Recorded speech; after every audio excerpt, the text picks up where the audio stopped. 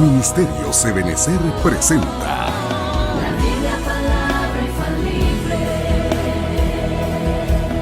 con el apóstol doctor Sergio Enríquez. Un mensaje a la luz de la palabra de Dios que edificará su vida. Bendiciones, mis amados hermanos, qué hermoso nuevamente estar con ustedes este día domingo. No sé cuántos domingos llevamos ya así, pero seguimos predicando la palabra del Señor. Repito que es una especie de, como que si nos hubieran trasladado a la universidad. Perdón el ejemplo, pero creo que es el ejemplo más adecuado. Cuando estudiábamos en el colegio, en la primaria, preprimaria, nuestros padres iban, supervisaban, preguntaban, las maestras enviaban notas, etcétera, ¿verdad? Y ya cuando se llega a la universidad, ninguna madre se atrevería a ir a preguntarle al licenciado, al ingeniero, cómo va su hijo, ¿va? Porque el mismo catedrático creo que la cuadraría. Así nos ha sucedido a nosotros en la Iglesia de Cristo. Cuando estábamos en el templo, de alguna manera hay servidores, diáconos, gente que controla, tienen que poner atención, apagar sus celulares, pero eso sería como la primaria, la preprimaria. Ahora en esta pandemia creo que hemos avanzado a la universidad y solo los responsables se adecúan para oír la palabra, solo los responsables adoran al Señor, solo los responsables incluso diezman y ofrendan, porque pues ya no está la misma infraestructura que se pone en un templo, ¿verdad?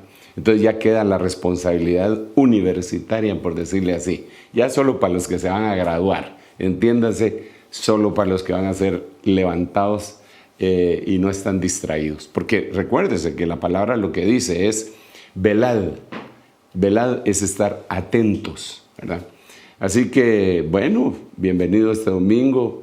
Si dejó el agua en el fuego, de plano que no se va a poder concentrar. Si está tratando de medio hacer el desayuno y oír el programa, tampoco se va a poder concentrar. Sería bueno que lo hiciéramos como cuando estábamos en la iglesia, prepararnos, levantarnos temprano, bañarnos, arreglarnos y ya sentarnos para oír. Bueno, ese es un consejo, ¿verdad? Ese es un consejo. Pero como le repito, universidad.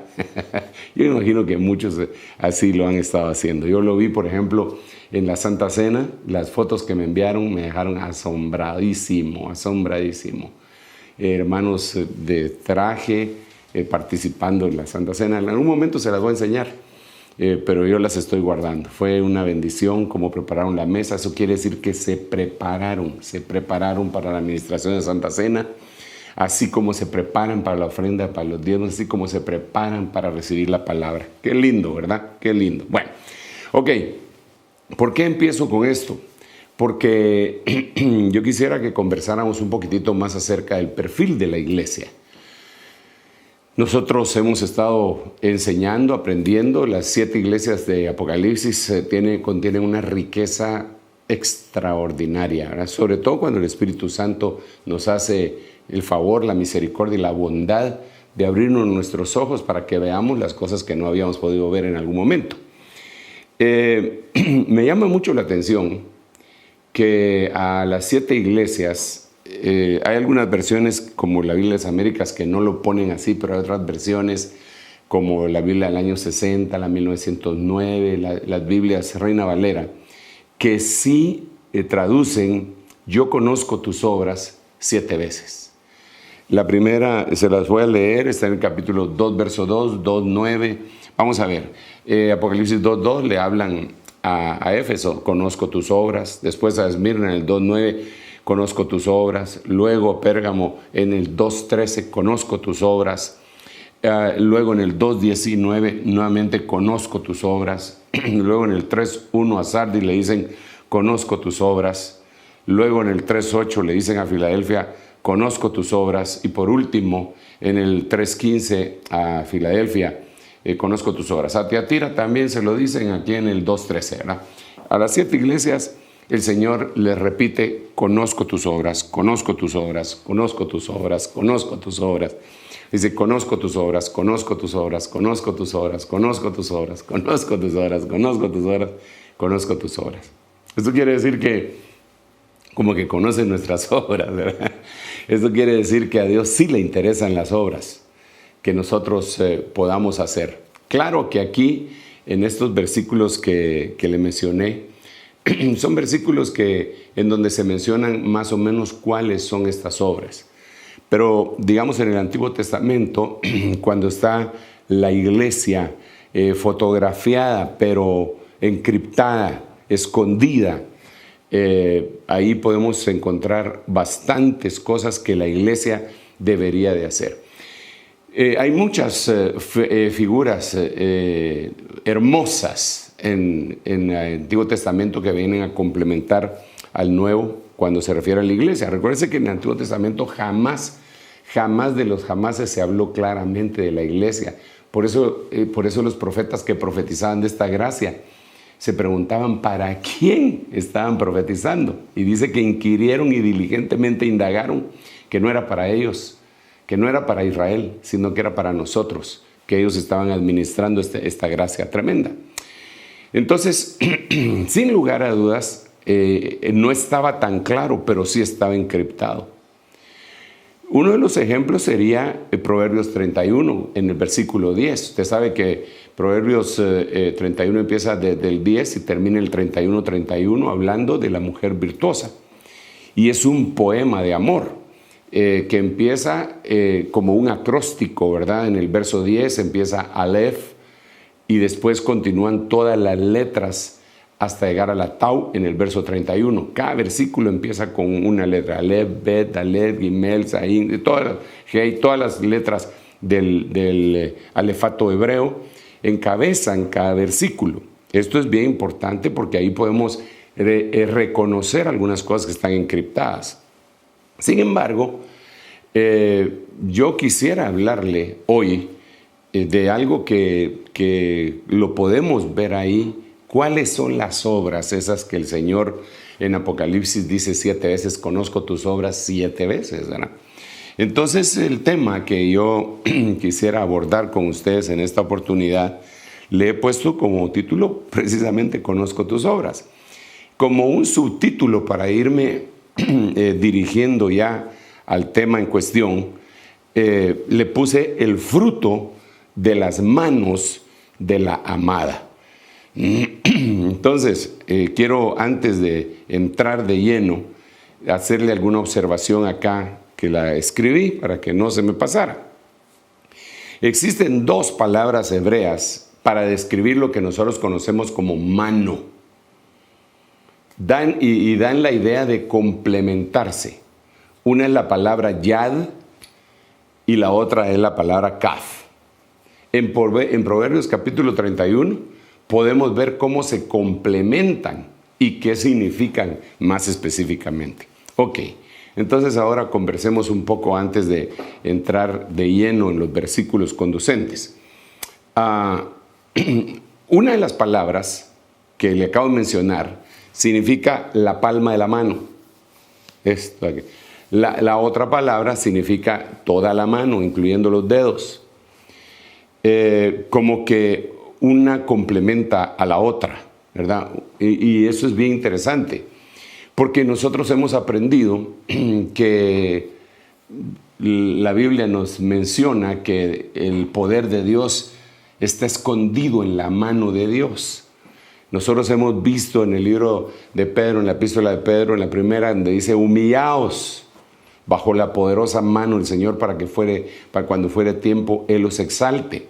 Y entendemos ahí que dentro de esa mano de Dios hay 5 dedos que siempre lo hemos platicado, que son los 5 ministerios, apóstoles, profetas, evangelistas, pastores y maestros.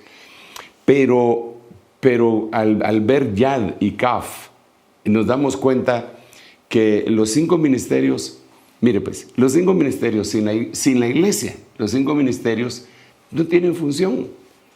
No tienen función los 5 ministerios sin la iglesia. Nosotros, apóstoles, profetas, evangelistas, pastores, maestros, que son los 5 que menciona Efesios capítulo 4, del 11 al 13, no tendríamos razón de ser si no existiera iglesia. El Señor primero fundó su iglesia, ¿verdad? Dijo, sobre esta roca edificaré mi iglesia. Y de alguna manera, casi simultáneamente, cuando subió a lo alto, dio domas en forma de hombre. Podríamos preguntarnos, ¿qué vino primero? ¿La iglesia o los ministerios? Y entonces aquí tendríamos un pequeño conflicto, porque desde luego que en Mateo capítulo 10, el Señor sube al monte, todavía no hay iglesia, y nombra 12 apóstoles. Entonces ya habían apóstoles y no había iglesia, porque la iglesia la iba a fundar el Señor. ¿Cuándo? Esta es la pregunta del $1.000.000. ¿Cuándo viene a ser iglesia la iglesia? Entonces hoy hay dos grandes, y esto es importante para lo que estamos hablando de la mano Yad y la mano Kaf, pero espérenme un ratito, déjenme explicar. Digamos, cuando el Señor está en la cruz del Calvario, usted se recuerda que llega un centurión, un soldado, y le hiere el costado. Le hiere el costado con una lanza, y entonces brota sangre y agua. Ahora, ahí lo que tenemos nosotros que entender es que él era el postrer Adán. Él está dormido, está muerto, está dormido, y le hieren el costado y brota algo de ahí, ¿ok? Entonces cuando vamos al primer Adán, nos damos cuenta que el primer Adán lo duermen y le abren el costado, le sacan una costilla y le hacen a su esposa. Entonces este postrer Adán está en la cruz, le abren el costado, y lo que sale es lo que va a formar a la esposa. Entonces ahí podríamos decir que empezó la esposa. En ese momento habían apóstoles, pero del Cordero, que estaban destinados para Israel. De eso lo vemos después, cuando a Pedro lo pusieron a los judíos y a Pablo lo pusieron para los gentiles.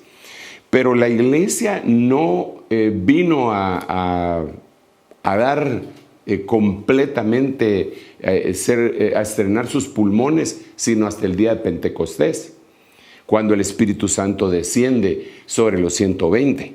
Entonces nació acá, pero todavía tenía el cordón umbilical, por decirlo así, permítanme utilizar esa analogía, y le cortaron el cordón umbilical y respiró y estrenó pulmones en el día de Pentecostés, cuando habló en otras lenguas y le salieron llamas de fuego sobre la cabeza.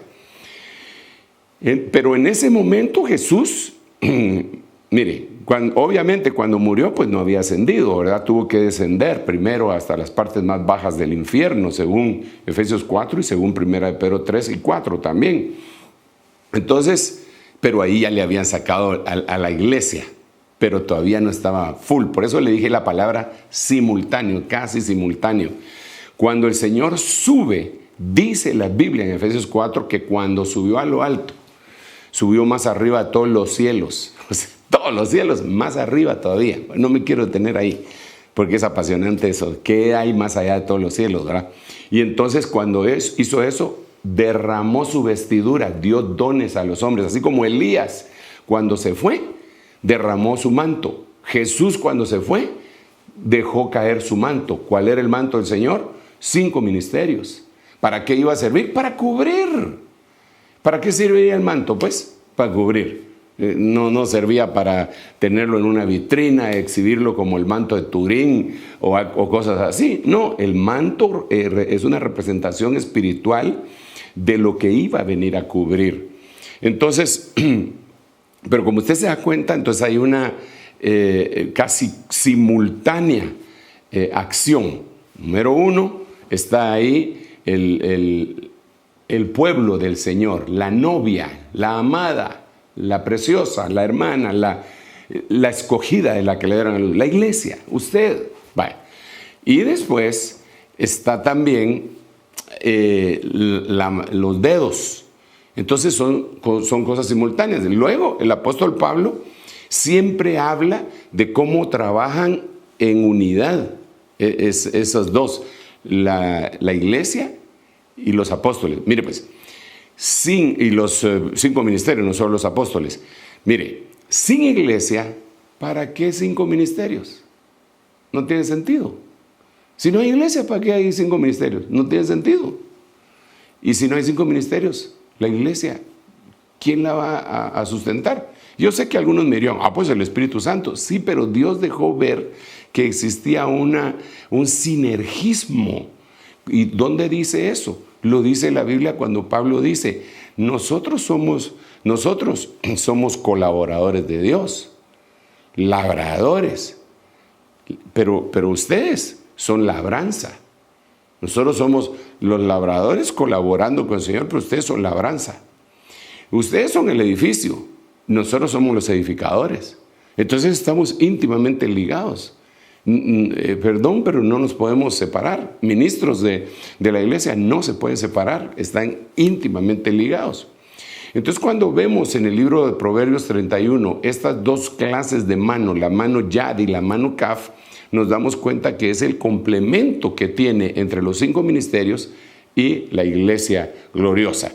Ok, entonces ahora, entre estos 5 ministerios, nosotros lo que tenemos que hacer es ver cuáles son las obras y cómo se van a ir complementando. Entrémosle entonces en función. Existen, para estas dos palabras, existe un versículo cada una en donde afirma que la mano yad tiene frutos y que la mano kaf también tiene frutos. Se los voy a leer. Proverbios 31:31. Esta es la mano yad. Dadle del fruto de sus manos yad. Eso lo puede usted investigar, eso no me lo estoy inventando, usted lo puede ir a investigar a las herramientas que le he aconsejado que tenga. Y que sus obras, ahí están, conozco tus obras, la alaben en las puertas.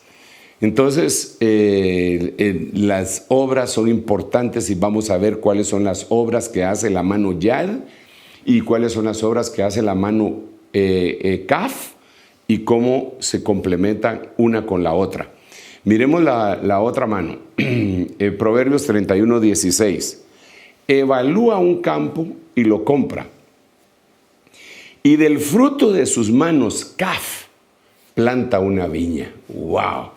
Vaya, pues entonces ahora tenemos la mano yad, tenemos la mano kaf, pero ahora resulta que con la mano kaf se planta una viña. ¿Y qué quiere decir esto precisamente de plantar una viña? Entonces ahí mira usted el sinergismo, ¿verdad? La mano yad y la mano kaf, iglesia y ministros, juntos, trabajando, los dos trabajando. Aleluya. Y entonces lo primero que hacen en ese complemento, con ese fruto, es que plantan una viña. Plantan una viña. ¿Qué representa la viña en la Biblia para que esta iglesia la plante? Número 1, se habla de la viña como el hogar. El hogar tiene vides y ahí tiene también aceite que vienen de los olivos. El Salmo 128 lo dice claramente, que la mujer de aquel hombre que teme a Jehová será como una vid plantada en los lugares más internos de su casa. Entonces yo quisiera hablar aquí de la mano kaf. Después vamos a rezar con la mano yad más adelante. Ese versículo 31 lo quería usar para enfatizar que tanto la mano yad tiene frutos como la mano kaf tiene frutos. Una es la mano ministerial y la otra es la mano de la mujer, de la iglesia, las obras que están haciendo. Obra número 1, el hogar. Obra número 1 que nosotros debemos de ver en la iglesia, hermanos, es importante. Mire, usted sabe que existe un movimiento sexista en donde con anterioridad al hombre se le da la preeminencia en todo y luego viene la ley del péndulo que yo le llamo y entonces se le da la prioridad en todo a la mujer, en protección, en leyes. Ellas son las que protestan para ser iguales, ellas son, híjole, todo lo que usted ha visto, ¿verdad? Y sin embargo, quien verdaderamente le devolvió el lugar que había perdido la mujer y el hombre también, porque los dos perdieron el hogar, el hogar y el lugar, los dos, desde Génesis, cuando perdieron el paraíso, cuando pecaron fue un derrumbe de todos. Entonces ahí la mujer le dieron varias maldiciones ahí. Al género femenino le dijeron: con dolor darás a luz tus hijos, vas a ser un objeto sexual para tu marido. Y la otra es: tu marido será tu señor. Esas tres maldiciones se fueron incrementando conforme fue pasando el tiempo, y por su calidad de debilidad física, en donde el hombre era superior en fuerza física a la mujer, la sojuzgó. Eso por siglos amargó a la mujer, estoy hablando en términos generales, pero cuando viene Cristo, Él quita la maldición, la quita en medio, la clava en la cruz, y entonces esa maldición que estaba sobre el género femenino, que sería dar a luz con dolor, es quitada. El ser un objeto sexual es quitada en Cristo Jesús. Y ser que marido sea el Señor es quitada en Cristo Jesús. Entonces ahora nosotros como iglesia, una de la obra que debemos de hacer con ministros es darle su lugar también a la mujer. Enseñar que Cristo, pero no es una guerra de sexos, ¿va usted? En donde si estuviéramos en el templo, las hermanas tendrían que gritar en ese momentito: amén, aleluya. No, es la restauración de aquello que al principio se vio, el lugar que le correspondía a la mujer como coheredera y el lugar que le corresponde al hombre también. Entonces, con el fruto de sus manos, la obra de la iglesia en este momento entonces sería enseñar algo acerca del papel fundamental y también respetuoso que se debe de tener hacia la mujer. Ese ya sería un tema familiar, ¿verdad? La viña representa el hogar. ¿Qué debería estar haciendo la iglesia? Ministrando el hogar. Y hay el hogar como hombre, esposo, mujer, esposa e hijos, familia. Pero para eso tenemos que estar reconociendo nosotros que tenemos necesidades. La mayoría de la gente tiene su hogar y algunos ni siquiera van en pos de un consejo cuando tienen problemas. Tratan de resolverlo por sí mismos y se empiezan a hundir como que estuvieran en arenas movedizas. Y es ahí cuando la mujer pide: cazadnos las zorras pequeñas que echan a perder las grandes viñas. Más o menos como diciendo: por favor, eliminen a estos pequeños, molestos problemas que se están volviendo tan gigantescos que echaron a perder el hogar. Esta falta de comprensión, esta falta de cariño, esta falta de amor, esta falta de que... Entonces, pero tiene que venir el complemento, ¿verdad? La mujer y ministros. La mujer, novia. Ministros, pues los ministerios doma.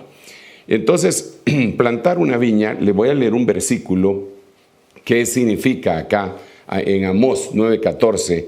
Mire cómo se planta la viña y cómo se va explicando de parte del Señor en qué representa esto. Restauraré, dice Amós 9:14, el bienestar de mi pueblo Israel. Y ellos reedificarán las ciudades asoladas y habitarán en ellas. También plantarán viñas, ya vieron, con el fruto de sus manos planta una viña. Y beberán su vino y cultivarán huertos y comerán sus frutos. Ya cuando habla del vino, ya cuando habla de viñas, de vides, de vino, el producto terminado sería el vino. Obviamente nosotros no podemos dejar de pensar en un nuevo pacto, porque en la Biblia eso es lo que dice, que el nuevo pacto en su sangre, pero lo que el Señor levantó fue sangre de uvas, que es conocido como vino. Y entonces una de las obras que el Señor está diciendo: conozco tus obras, es: conozco la administración que has estado haciendo en tu hogar de tanto del pan como del vino, cómo has estado comiendo y bebiendo el pacto. Eso lo conozco. La mujer entonces tiene esa cuestión acá. Pero vamos a continuar para que el Señor nos auxilie. Mire, aquí ya hay un trabajo entre las dos manos, ¿verdad? Que por eso le puse yo ahí, me tomé la libertad de ponerle el número y la forma como se pronuncia a ambas palabras. Digamos, dice Proverbios 31:19. La mujer virtuosa, que es la iglesia es la mujer virtuosa, extiende sus manos, yad, a la rueca, y sus manos, kaf, toman el uso. Wow, ahí lo primero que tenemos que preguntarnos es, ¿qué es una rueca? ¿Y qué es un uso? Ahora, yo no sé si usted sabe el significado de ambas cosas, pero en nuestro tiempo ya no muchitos se utilizan, y por ir cayendo en desuso la palabra también va perdiendo su significado. Aquí tenemos que recurrir a la palabra hebrea, tenemos que recurrir a los diccionarios, ¿verdad? Entonces, miremos con la ayuda del Señor, hablemos un poco de la rueca. La rueca era una máquina que permitía convertir la fibra en hilo. Eso se llamaba hilar. Es decir, alguien estaba hilando. Déjenme conversar aquí con usted de frente. Mire, alguien estaba hilando. Lo que estaba haciendo es agarrar fibra, materia prima, en bruto. Y entonces con una rueca empezaba a convertirlo en algo más fino, que se llama hilo. Eso se le llama hilar. Entonces resulta que la mujer virtuosa convierte algo grande que no es procesable, lo convierte en algo más liviano, con lo cual ya se puede trabajar. Por eso de la fibra sacaba el hilo. Eso lo hacía con la rueca. Con el uso, ya lo vamos a ver en un momento, pero aquí quiero decir algo más. Con el uso, lo que hacía era que el hilo que ya había sacado con la rueca, lo convertía en tejido. Es decir, lo convertía en mantos. Entonces, entre la mano yad y la mano kaf, convertían la materia prima primero en hilo y después el hilo en un producto terminado. Ahora, el significado que esto tiene es glorioso, glorioso, glorioso. Déjeme explicárselo, porque esto es las obras de la iglesia. Estas son las obras base de la iglesia, y lo vamos a ver. Mire, yo puse acá, acompáñame la pantalla. En el sentido espiritual, esto de la rueca, que convertía la fibra en hilo, en el sentido espiritual, sería el similar a convertir el grano en harina. A ver, platiquemos otra vez. Mire pues, mire, para procesar el pan, pues para comerse el pan, usted no puede de ninguna manera agarrar el grano y comérselo. Claro, vemos a los discípulos del Señor que en algún momento eso fue lo que hicieron para agarrarlo como combustible, ¿eh? Pero imagínese usted metiendo el grano así en el cafecito y como mete su champurrada, ¿verdad que no? Entonces lo primero que hay que hacer es diluir, procesar, asimilar, digerir. ¿Qué es lo que hace la mano? Entre la mano yad y la mano kaf, ¿qué es lo que hacen? Agarran aquella gran bendición que está ahí y la empiezan a procesar para poder trabajar con ella y llevarla a ser algo práctico. Yo le digo a los hermanos generalmente, Hoy vamos a darles un poco de grano. Y entonces le damos algunas cosas que son difíciles de procesar. Entonces, ¿qué es lo que tiene que hacer la iglesia? Porque es que ¿sabe qué es lo que pasa?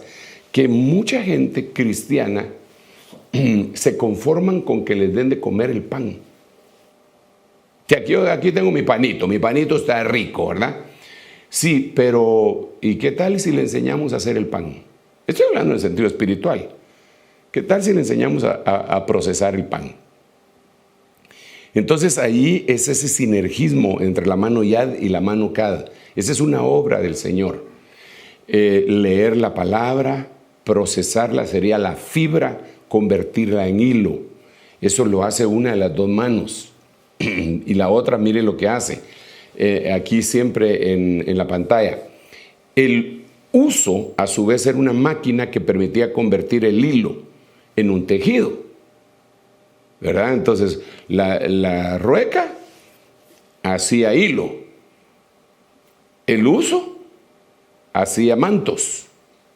Entonces, aquí, en el ejemplo que yo le puse, en la analogía que le puse del grano de harina, el grano en harina, en el sentido espiritual, sería para hacerle seguimiento a lo mismo, sería la capacidad de convertir la harina en pan. Entonces, la mujer virtuosa, al trabajar juntos con los ministerios y ella misma, la labranza con los labradores, el edificio con los edificadores, la mano Yad con la mano Kaf, una de sus obras es que van a poder digerir la palabra, se les va a hacer rema entre los dos. Uno de las dos manos lo que tiene que hacer es simplificar el asunto. Esa es una de las tareas ministeriales, simplificar aquello que es tan complicado, no irle a hablar a la gente con diccionario, que en vez de Biblia tengan que llevar diccionarios también, sino que procesar. Y a veces nosotros hablamos, así como le estamos hablando ahorita, mano Yad, mano Kaf. ¿Cuándo habíamos oído eso? Quizá algunos sí, ¿verdad? Pero otros no. Pero no se trata de quedarnos en mencionar palabras hebreas, ni griegas, ni arameas. Se trata de aterrizar la idea. Ni se trata de que la gente piense, ese sí, ¿cómo sabe? Ese predicador sí sabe, no le entendí ni jota. No, hombre, si el propósito es agarrar lo difícil, pero eso tiene que ser un ministerio de tipo primario, agarrar lo difícil, aterrizarlo y convertirlo en fácil. Entonces ya después se puede convertir en la harina, se le echa aceitillo, se empieza a amasar. Bueno, yo no sé cómo hacer pan literalmente, pero el pan espiritual sí Dios nos lo da, gracias a Dios. Ya meterlo en el horno a tantos grados por tanto tiempo, sacarlo. Las hermanas cuando hacen pan o pasteles acostumbran a meterle un cuchillo para ver si de adentro ya cómo está, y si no, otra vez al horno, pero ya están haciendo algo.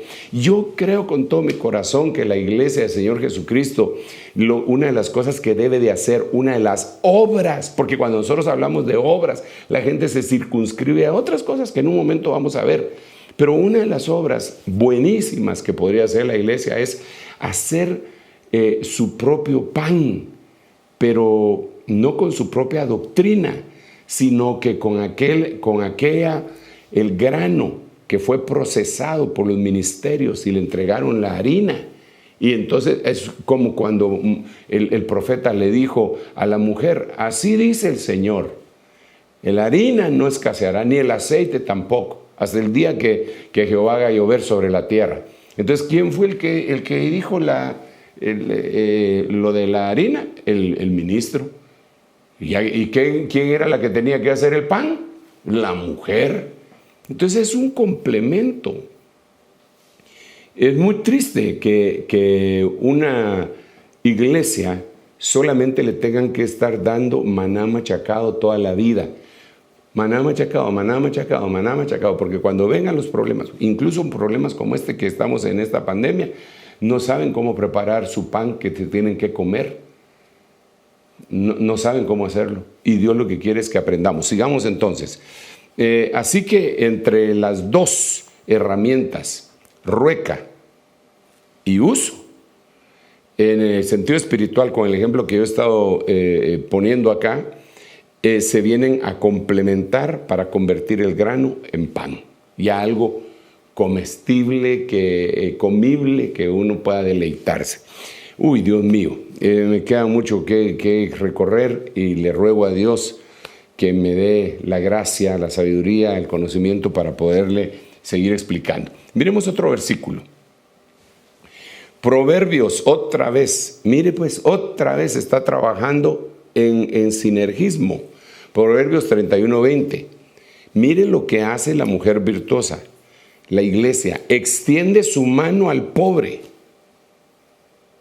y alarga sus manos al necesitado.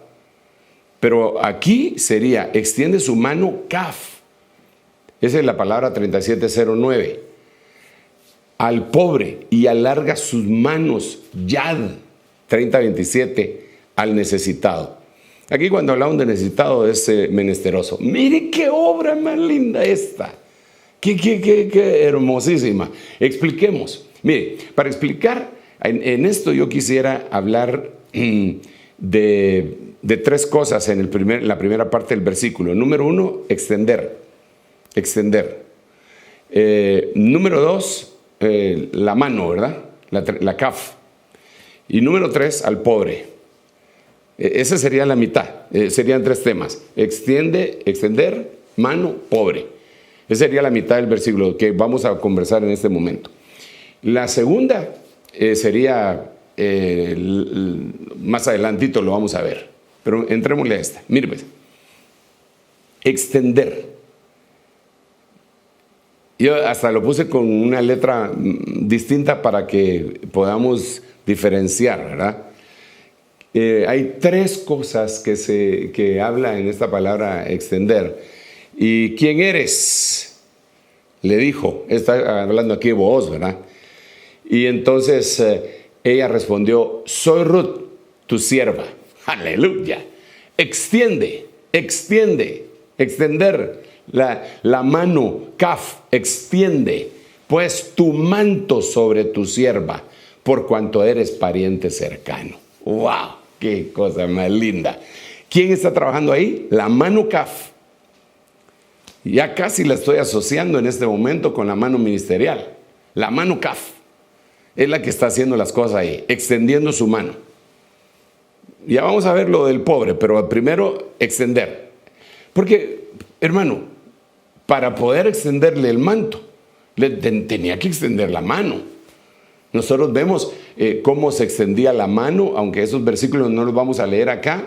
Digamos, Moisés, cuando estaban las plagas, él extendía las manos y venían las plagas. Cuando cesaban las plagas, él volvía a extender la mano y cesaban.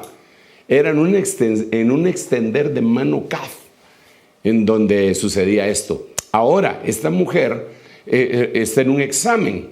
Está en un examen porque él lo primero que dice es, ¿quién eres? ¿Quién eres? Yo te pregunto a ti, ¿tú quién eres? ¿Tienes identidad?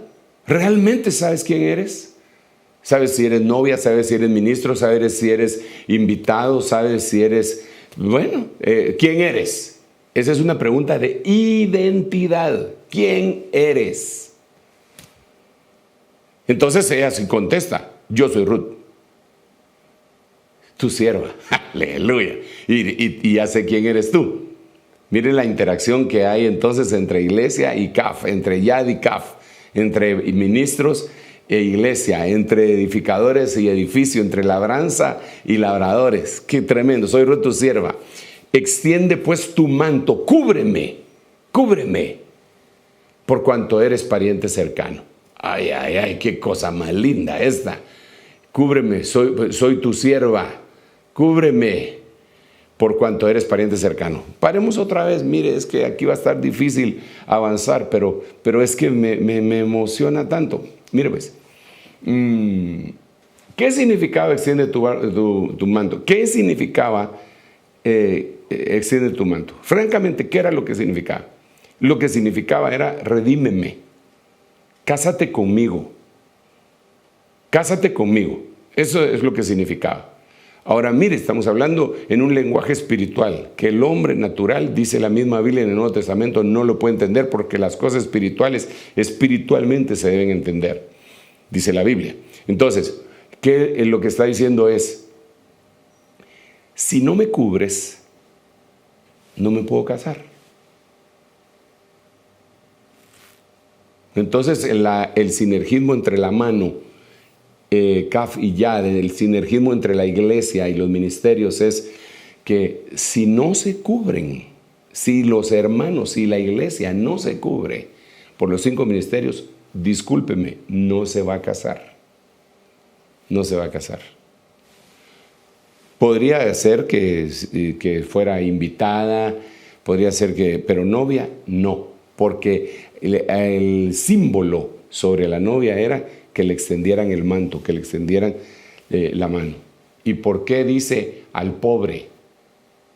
Porque no se trata solamente del pobre en cuestiones monetarias, porque el Evangelio, ¿a quién se vino a anunciar? Cuando el Señor dice en Isaías capítulo 61, el Espíritu de Jehová, el Señor Dios está sobre mí porque me ha ungido y me ha enviado a predicar el Evangelio de los pobres. ¿Y los ricos qué?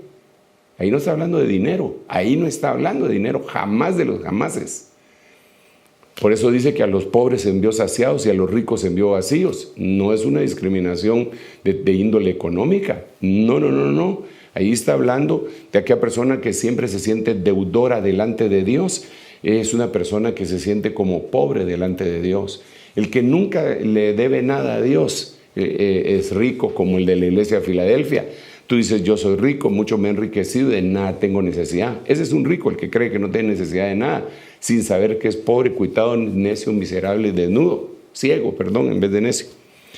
Entonces, acá es impresionante el sinergismo. Ya me detuve demasiado en ese versículo y los minutos, Padre Santo, siguen avanzando. Ayúdame, Señor, por favor, dame la gracia. Sigamos acá, volvamos a la pantalla. El segundo versículo, extender. David está hablando de extender la mano, porque para poder extender el manto tenía que extender la mano. Para extender la manta tenía que extender la mano. Tomando la mujer una manta, la extendió sobre la boca del pozo y esparció grano sobre ella, de modo que nada se notaba. Padre Santo, Dios mío, Dios mío, Dios mío, Dios mío.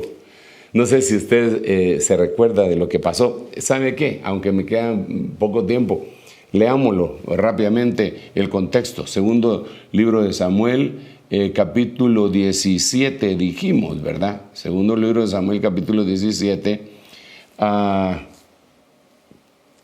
Aquí dice que una criada les avisó porque ellos no podían mostrarse viniendo a la ciudad, y ellos fueron y se lo hicieron saber al rey David. Pero fueron vistos por un joven, el cual lo hizo saber a Absalón. Sin embargo, los dos se dieron prisa a caminar y llegaron a la casa de un hombre en Baurim que tenía en su patio un pozo, dentro del cual se metieron para esconderse de Absalón, ¿verdad? O de sus esbirros. Y tomando la mujer de la casa, a la iglesia, una manta, la extendió sobre la boca del pozo y la tendió sobre ella el grano trillado, y nada se supo del asunto. Llegando los criados de Absalón a la casa de la mujer, le dijeron, ¿dónde están Ahimás y Jonatán? Y la mujer le respondió, ya han pasado el vado de las aguas. Y como ellos los buscaron y no los hallaron, volvieron a Jerusalén. Pero cuando ellos hubieron ido, entonces ellos salieron del pozo, se fueron y dieron aviso al rey. Ok, y entonces aquí el Señor salvó a David. Pero recuérdese entonces que esta mujer lo que hizo fue salvar a los que estaban siendo perseguidos por el traidor. Que esa es una obra que hace la iglesia. Mire, quiero contarle una historia breve. Qué pena me da, hermano, no queda mucho tiempo, y no sé cómo contársela para no sonar agresivo. Pero Cuando el Señor me llamó a este ministerio apostólico,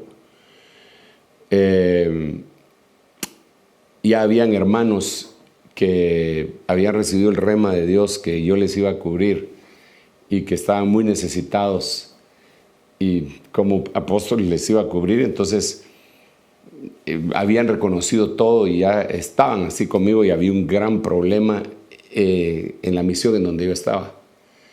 Y entonces dentro de las cosas que me dijeron a mí fue: entrega a esos hermanos a nosotros.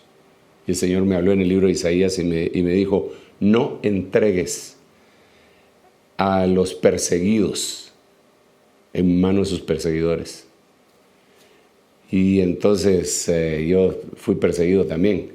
Pero la cosa es la siguiente: la iglesia debe de proteger a aquellos que andan huyendo de sus adversarios. Las ciudades de refugio, una de las cosas que hacían eran 6 ciudades de refugio. 3 estaban del lado del Jordán hacia Canaán y 3 hacia el lado del desierto. Y esas ciudades, cuando el vengador los perseguía, tenían que darles refugio. Ellos gritaban ahí que necesitaban refugio y les tenían que dar refugio. El vengador no podía matarlos. Entonces los ancianos de la iglesia, de la ciudad, juntamente con el sacerdote, juzgaban su caso. Pero mientras eso sucedía, que juzgaban su caso, estaban bajo la protección. Entonces, una de las cosas que tiene que hacer la iglesia, y una vez que se determinaba que esa persona le daban esa protección, el vengador no le podía hacer nada hasta que muriera el sacerdote. Pero resulta que nuestro sacerdote, que se llama Jesucristo, no se puede más morir. Así que la protección que nos dio nunca se termina, porque Él es el sacerdote de esa casa de refugio que se llama la iglesia. Entonces, una de las obras es proteger al que está siendo perseguido. Ay, Señor, el poema tremendo que hizo ese poeta chiquimulteco y que lo convirtieron en canción, en un himno. A mis pies el infierno se abrió y clamé con el alma a Jesús. Y al instante el infierno cambió en la hermosa visión de la cruz. Desde entonces por Él ya no soy lo que fui. Entonces eso lo hizo un poeta chiquimulteco, exquisito el poema, y lo convirtieron. Usted y yo lo hemos cantado en algún momento. Se recuerda cómo era que empezaba ese himno: a mis pies, bueno, no empezaba así, pero lo que le dije: a mis pies el infierno se abrió y clamé con el alma a Jesús, y al instante el infierno cambió en la hermosa visión de la cruz. Creo que esa es una de las razones por las que seguimos predicando, para que venga la gente. En este momento, al tener los templos cerrados por las condiciones que ya sabemos, estamos abiertos de día y de noche en radios, canales de televisión, en Spotify, en YouTube, en las redes sociales, en Facebook, en Instagram. Y pronto, primero Dios, vamos a ver otra vez presencialmente, porque debemos ser una ciudad de refugio, esconder a los que están siendo perseguidos. Esa es una obra que la iglesia tiene que hacer. Me queda muy poco tiempo, pero le quiero leer otro versículo acá. Si me acompaña a la pantalla, Deuteronomio 32:11. Como un águila que despierta su nidada, que revolotea sobre sus polluelos, extendió sus alas y los tomó. Los llevó sobre su plumaje. Aleluya. Entonces, si se da cuenta, extendió el manto, extendió la manta, extendió las alas. El Señor bendito nos deja saber qué es esto. Déjeme explicarle. Y pues ya no pretendo continuar, tal vez en el siguiente culto termino de explicar esto. Lo pobre, el necesitado, la mano kaf y la mano yad y algunas otras cosas que se nos fueron quedando. Pero acá nos está hablando de que una de las obras que tiene que hacer la iglesia es extender sus alas y despertar a la nidada.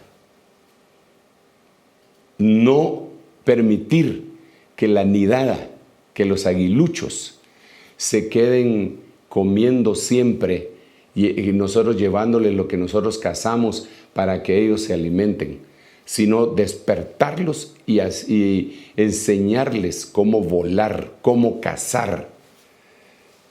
Así es, cómo ellos puedan llegar a tener su rema, su víctima, dice Malaquías capítulo 3, verso 10, ¿verdad?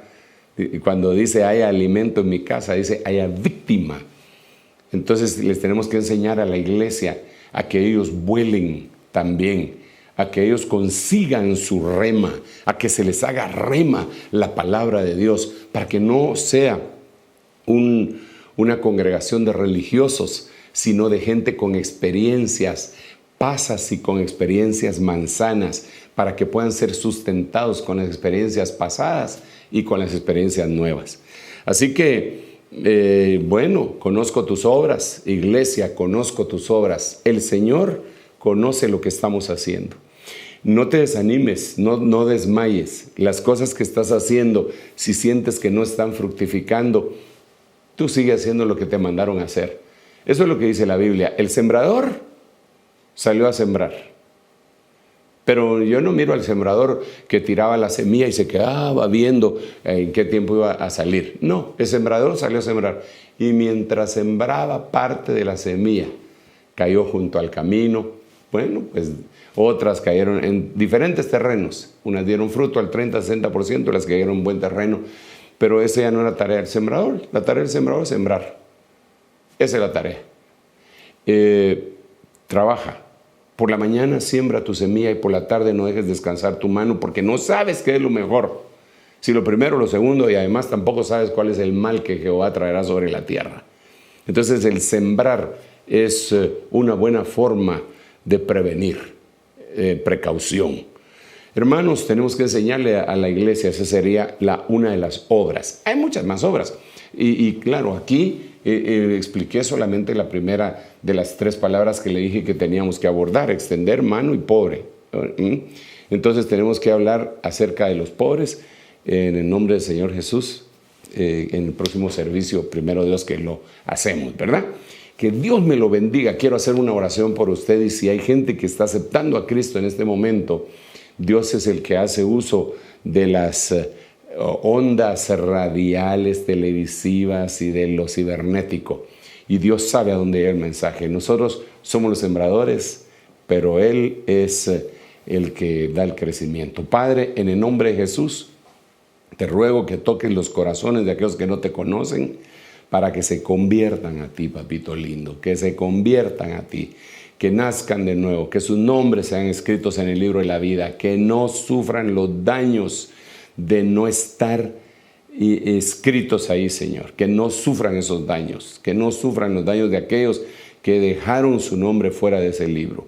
Que en este momento, al creer en ti, sus nombres sean anotados en el nombre de Jesús. Aquellos hermanos que han estado alejados, atráelos, Padre, por favor, por favor, por favor, Señor. Y el resto de la congregación permite que sea consolidada cada vez más y más y más y más. En el nombre poderoso de tu Hijo amado Jesús. Amén, amén y amén. Dios me lo bendiga y nos vemos en el próximo servicio.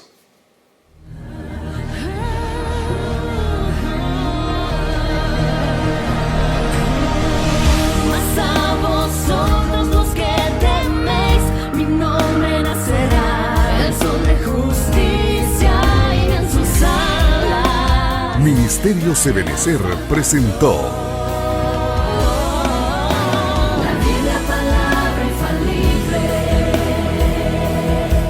con el Dr. Sergio Enríquez.